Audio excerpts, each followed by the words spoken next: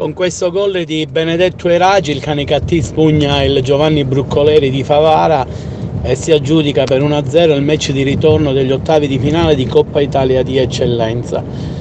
Visto il risultato dell'andata di 3-1, la squadra di Nicola Terranova accede ai quarti di finale dove incontrerà il Mazzara. Il match, nonostante i due allenatori hanno preferito lasciare a riposo molti giocatori titolari, è stato bello e piacevole, ha divertito il pubblico presente, ci sono state azioni da gol dall'una e dall'altra parte, il Favara non ha sicuramente demeritato, ha fatto la sua onesta partita, ma alla fine l'ha spuntata la squadra biancorossa del presidente Angelo Licata per una maggiore applicazione e quando ha messo in campo i giocatori determinanti come Benny Raggi, che poi è stato l'autore del gol che ha deciso la partita. Ottime le prestazioni nella Pro Favara da parte del centrocampista Firingeli e del portiere Pompeo Sarcuto, che ha salvato in un paio d'occasioni il raddoppio della formazione ospite.